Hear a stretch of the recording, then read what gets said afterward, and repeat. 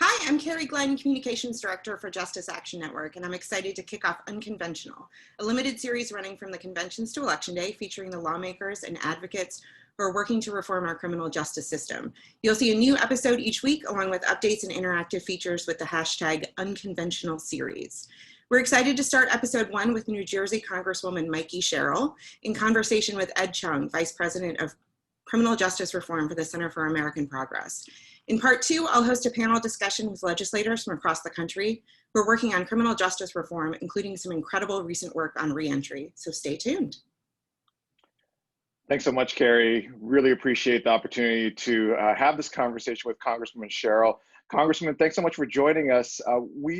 I am particularly excited to have this chat with you because of the passion that you have for criminal justice reform and how important it is to you, and some of your background, especially because you were a federal prosecutor and assistant U.S. attorney. So let's start off by just talking about your experience at the U.S. Attorney's Office and the different things that you were able to see and participate in to really fuel your passion for criminal justice reform. Well, thanks so much for doing this important topic. And as you mentioned, this is something very near and dear to my heart. I entered the U.S. Attorney's Office in sort of a non-traditional path. When I started, there was a hiring freeze. And so I started as an outreach and reentry coordinator, which means that I was talking to people throughout the community to understand their needs, make sure that they had avenues into law enforcement to ensure that if they had concerns, if they were being taken advantage of, they knew who to call and they were comfortable calling that. As I started, the NYPD had been spying on our mosques in New Jersey, so there was a lot of outreach to do in our Muslim community. I then also helped to start the district's first federal prisoner reentry court, helping people coming out of federal prison successfully reenter our community. And that involved a whole host of different issues: mental health, substance abuse, housing, jobs, and really getting into the community and understanding deeply the barriers that people coming out of federal prison face. And after I did that for a couple of years, the hiring freeze lifted, I became an assistant U.S. attorney. And as I was on sort of the other side of the fence, all of that understanding I brought with me. And looking at how the system worked, I saw that there were just really systemic injustices that were leading to the over-incarceration, particularly in New Jersey, where we think of having a progressive legal system, the over-incarceration of Black and brown men. And so after about a year and really sort of getting into that and understanding that deeply, I decided to leave to pursue criminal justice efforts full-time. That was in 2016. So as you can imagine, my path changed. After that, I decided to run for Congress.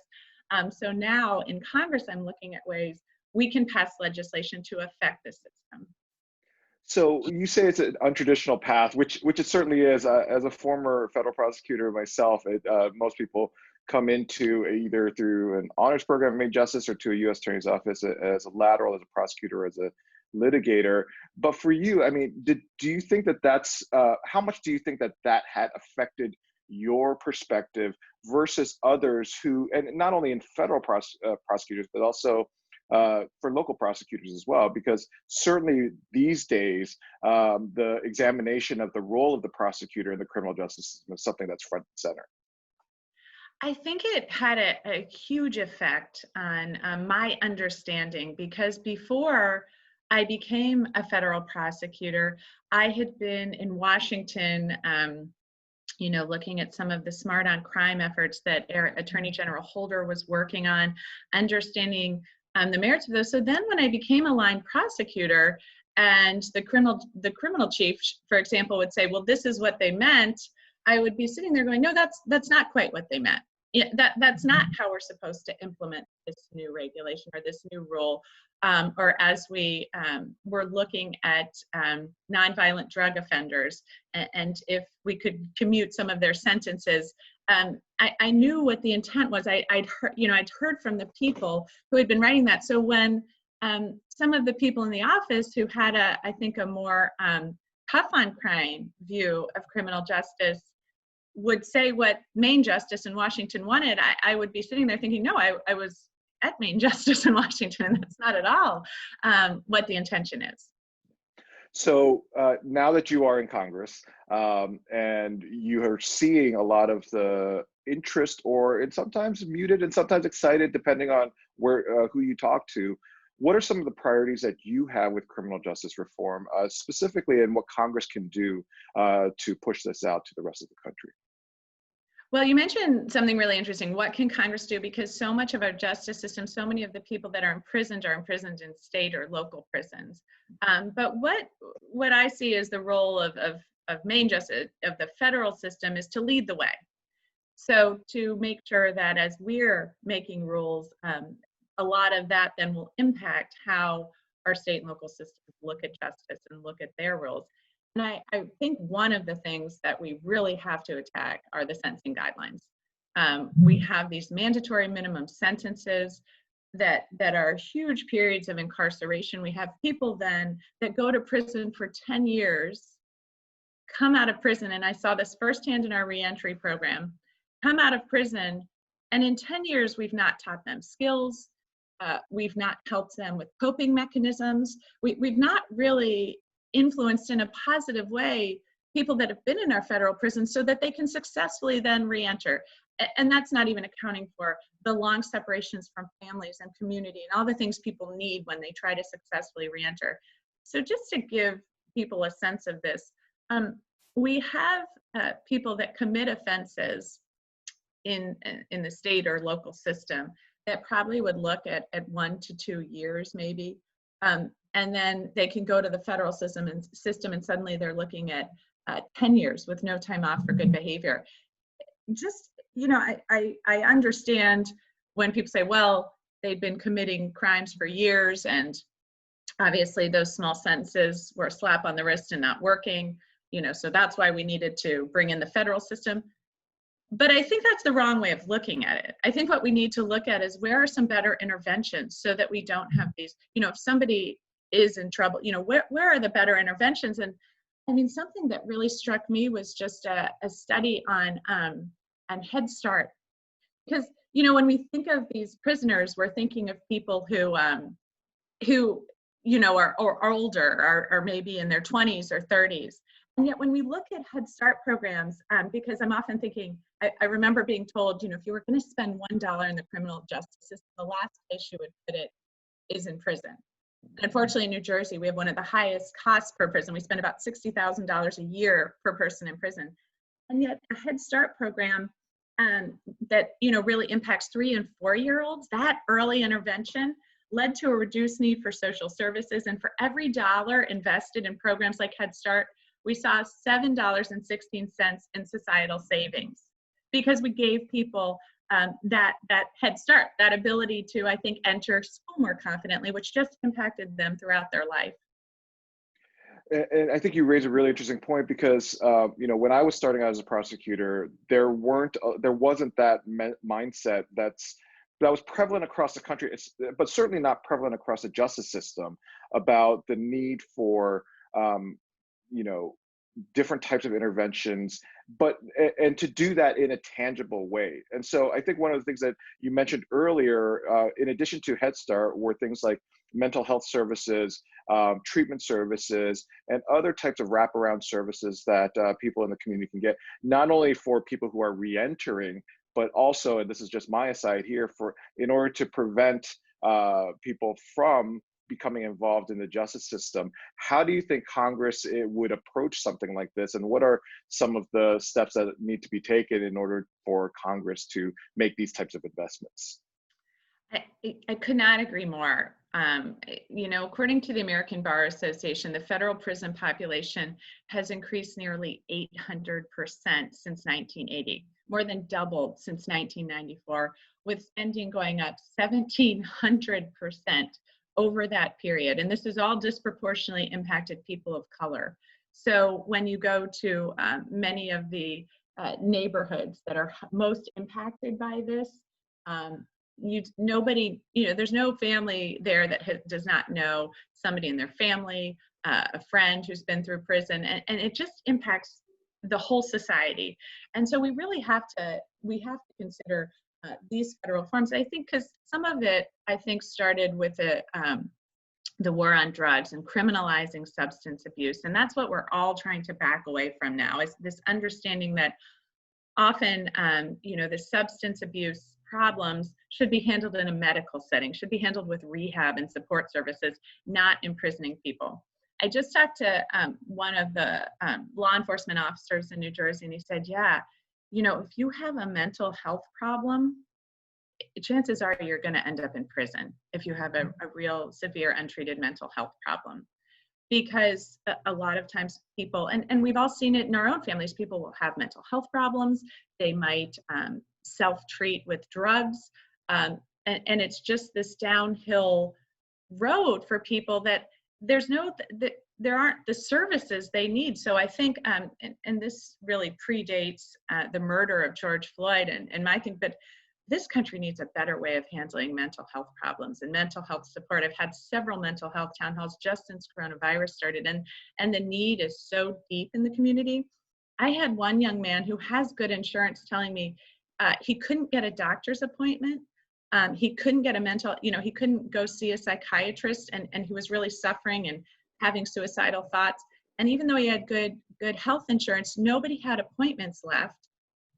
There was nobody to see, and here's somebody on the verge of suicide. It's just striking how badly this country needs mental health services. I talked to our Attorney General, who said, about 50% of police-involved shootings involve somebody with mental health issues in our state. So this is how, as a society, we've been treating mental health and substance abuse issues, even homelessness. We've pushed it all into the criminal justice system, which is really not where it belongs.